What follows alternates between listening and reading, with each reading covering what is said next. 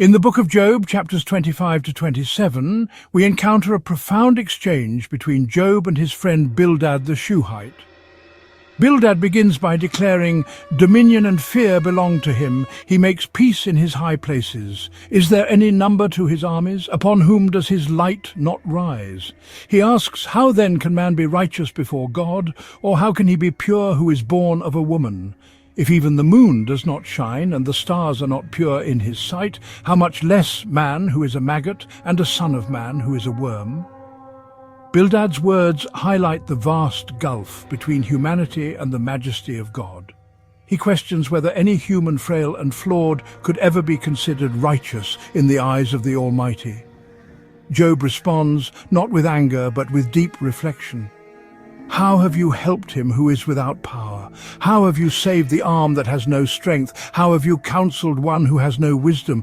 And how have you declared sound advice to many? To whom have you uttered words? And whose spirit came from you? Job then contemplates the greatness of God, saying, "The dead tremble, those under the waters, and those inhabiting them. Sheol is naked before him, and destruction has no covering. He stretches out the north over empty space. He hangs the earth on nothing. He binds up the water in his thick clouds, yet the clouds are not broken under it. He covers the face of his throne and spreads his cloud over it.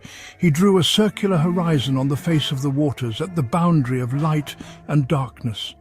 He continues, "The pillars of heaven tremble and are astonished at his rebuke. He stirs up the sea with his power, and by his understanding he breaks up the storm. By his spirit he adorned the heavens. His hand pierced the fleeing serpent. Indeed, these are the mere edges of his ways, and how small a whisper we hear of him. But the thunder of his power who can understand?"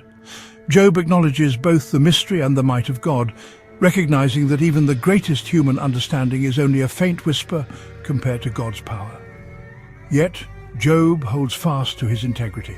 He says, "As God lives, who has taken away my justice, and the Almighty, who has made my soul bitter as long as my breath is in me, and the breath of God in my nostrils, my lips will not speak wickedness, nor my tongue utter deceit. Far be it from me that I should say you are right. Till I die, I will not put away my integrity from me.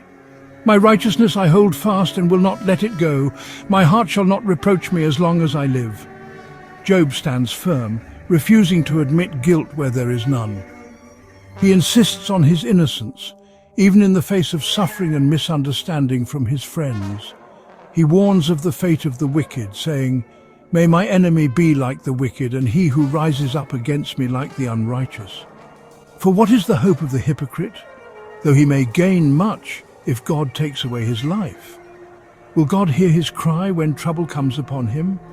Will he delight himself in the Almighty? Will he always call on God?"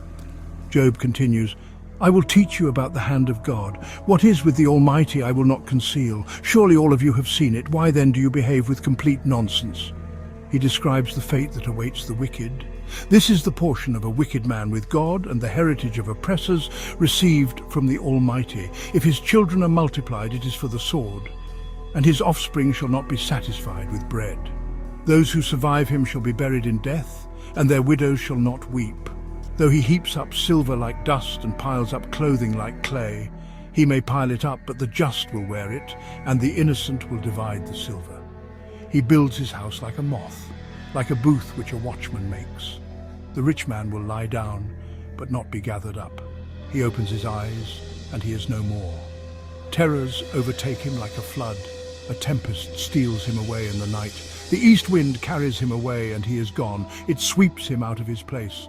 It hurls against him and does not spare. He flees desperately from its power. Men shall clap their hands at him and shall hiss him out of his place." In these chapters we see the struggle between human frailty and divine majesty, between the reality of suffering and the hope of righteousness. Job's unwavering integrity stands as a testament to faith in the midst of trial, reminding us that even when answers are beyond our grasp, holding fast to what is right is never in vain. Credits, narration by your name, adapted from the book of Job, chapters 25 to 27.